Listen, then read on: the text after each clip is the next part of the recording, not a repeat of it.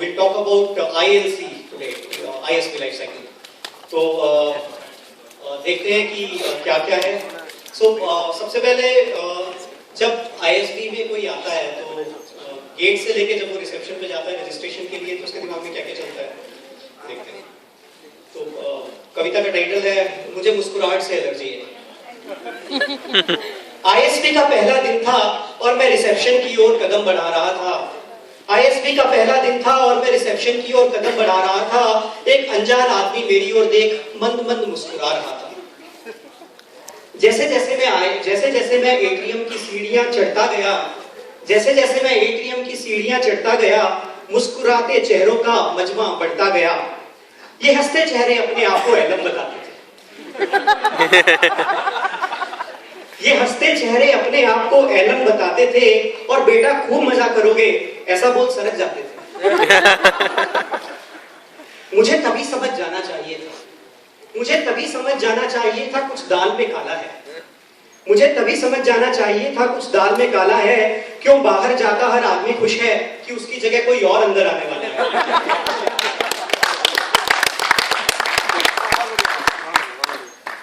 कुछ दिनों में सील ने मुस्कुराहट दिखाई, कुछ दिनों में सील ने मुस्कुराहट दिखाई और मुर्गे को दाना चुगने को चश्मा पहनाओ ये केस स्टडी करवाई.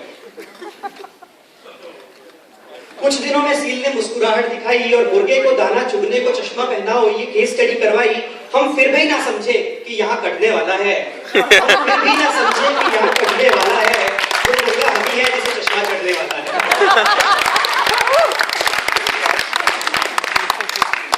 फिर जब कैस ने हमें देखकर मुस्कुराहट फैलाई, फिर जब कैस ने हमें देखकर मुस्कुराहट फैलाई, जान हाथ में आ गई क्यों आपने ऐसी शिद्दत दिखाई. माना कि हंसना आपका हक है, माना कि हंसना आपका हक है, ये आपकी जागीर है, पर हमें मुस्कुराहट से एलर्जी है, ये समस्या बड़ी गंभीर है. अब बस 3 महीने काटने हैं, अब बस 3 महीने काटने हैं, फिर हमारा दिन भी आएगा जब कोई बकरा गेट से रिसेप्शन की ओर कदम बढ़ाएगा. और हम उसे देखकर मुस्कुराएंगे, वो हमें देखकर मुस्कुराएगा. हम एलम कहलाएंगे, वो स्टूडेंट कहलाएगा. हम ज्ञान बांटेंगे, वो ज्ञान सेशन में हमें बुलाएगा.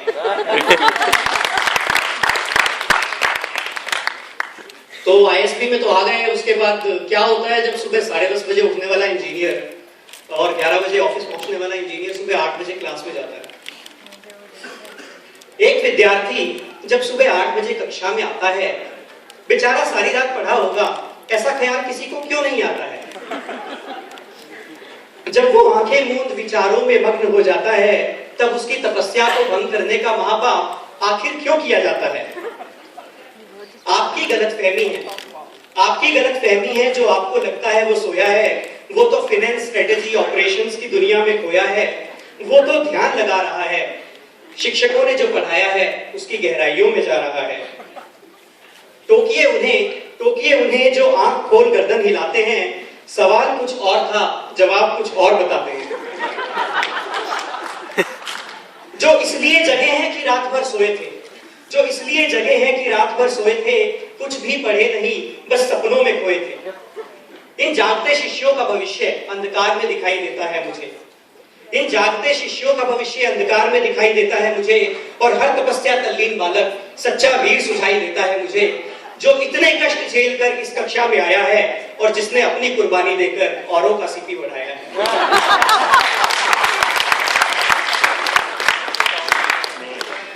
8 बजे की कक्षा हो गई, ISP में आ गए हैं, अब इलेक्टिव्स ले रहे हैं और एक इलेक्टिव है नेगा. तो हमने भी नेगा लिया और नेगा अप्लाई किया रियल लाइफ में. तो कविता का टाइटल है डोंट अप्लाई नेगा. मैंने अपनी प्रेयसी को आज ये साफ साफ समझा दिया, मैंने अपनी प्रेयसी को आज ये साफ साफ समझा दिया, मैं उसके बैठना से बेटर हूं, प्लानिंग शीट में प्रूव करके दिखा दिया. मैंने अपनी प्रेयसी को आज ये साफ साफ समझा दिया, मैं उसके बैठना से बेटर हूं, प्लानिंग शीट में प्रूव करके दिखा दिया. वो जोपा में आती ही नहीं, टेक इट और लीव इट कह जाती है.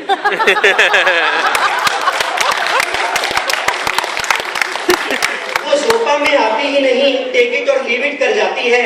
ऐसे नेगोशिएशन में भैया बड़े बड़ों की लग जाती है. मैं डिस्काउंट दे चुका हूं, मैं डिस्काउंट दे चुका हूं, अब उसकी बारी है, पर नेगा मैंने पढ़ा है उसने नहीं, ये मेरी लाचारी है। नेगा के सारे फंडे गोल हो चुके हैं, नेगा के सारे फंडे गोल हो चुके हैं। प्रोफेसर दिशान कुछ दिशा दीजिए, हम आपकी शरण में खड़े हैं। वो अपनी बात बताती है, मैं उसकी बात सुनता हूं। वो अपनी बात बताती है, मैं उसकी बात सुनता हूं। वो फिर कहती जाती है, मैं कान लगाकर सुनता हूं। फिर मैं अपनी बात कहता हूं, फिर मैं अपनी का बात कहता हूं और कह के चुप हो जाता हूं और निरंतर लगातार गो टू हेल ये जवाब में पाता हूं। ये जेंडर डिस्क्रिमिनेशन कब तक चलेगा? ये जेंडर डिस्क्रिमिनेशन कब तक चलेगा? कब तक नेगोशिएशन में प्रेयसी का पलड़ा भारी रहेगा? वीर वो नहीं जो जंग में जीत के आते हैं, वीर वो नहीं जो जंग में जीत के आते हैं, वीर वो नहीं जो राष्ट्र का सम्मान बढ़ाते हैं। सच्चा वीर तो वो है जो अन्याय के विरुद्ध सर उठाता है और प्रेयसी के संग नेगा में विन विन डील करके आता है। कुछ दिन और निकलते हैं और हमें ऐसा ख्याल आता है कि is it really the best year of my life? तो ये क्रिकेट परफॉर्मेंस है। शायद हमें उल्लू बनाने का ख्याल, शायद हमें उल्लू बनाने का ख्याल दिल में आया होगा जब इसे बेस्ट ईयर बताने का षड्यंत्र एलम्स ने रचाया होगा। मैं सोचता हूँ कि हम लोगों की रैगिंग क्यों नहीं हुई, तो शायद ये रीजन रहा होगा कि इनकी क्या रैगिंग करेंगे, इनकी क्या रैगिंग करेंगे, ये तो खुद रैग होने वाले हैं। इनकी क्या रैगिंग करेंगे, ये तो खुद रैग होने वाले हैं। हर 2 दिन की पार्टी के बाद 2-3 हफ्ते रोने वाले हैं। पहले नैनो में सपना आता था, पहले नैनो में सपना आता था, अब सपनों में नैनो का केस आता है और मीन मार्केट सारे प्रॉफिट्स मिनिमाइज कर जाता है। एमबीए के नाम पर हम तो सूली चढ़ गए, भोले भाले इंजीनियर किस पचड़े में पड़ गए। The last one, so it's about ISB से पास होके आप लोग एलम बनते हैं एंड आई थिंक रिज्यूमेज वगैरह आपके पास शॉर्टलिस्टिंग के लिए जाते होंगे, तो एक एलम जब रिज्यूमे शॉर्टलिस्ट करता है तो क्या सोचता होगा? मैं रेज्यूमे पर रेज्यूमे पलटता जा रहा था, तो ये एलम कह रहा है, मैं रेज्यूमे पर रेज्यूमे पलटता जा रहा था और किसे शॉर्टलिस्ट करूं कुछ समझ में नहीं आ रहा था। एक होनहार बालक ने 200 मिलियन की कंपनी के 500 मिलियन बचाए हैं।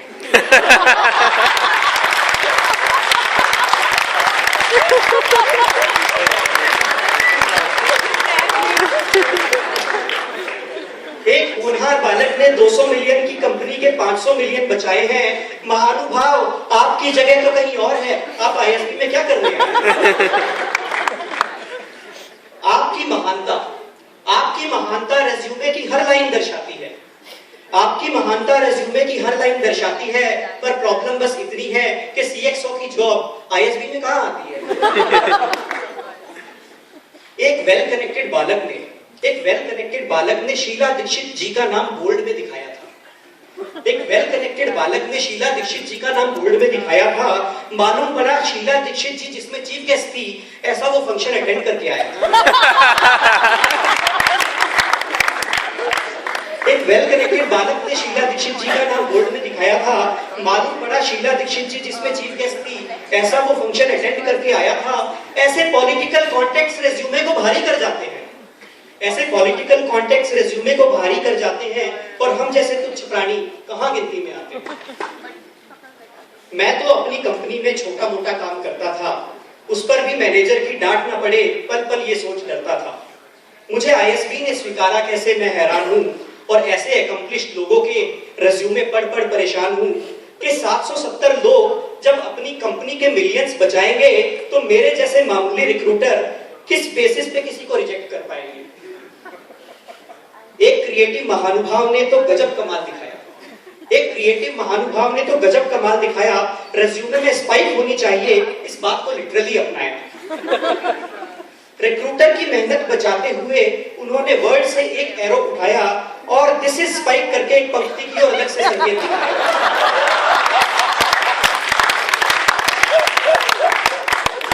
मैंने 40 ही रेज्यूमे पलटे हैं और मैं थक चुका हूं।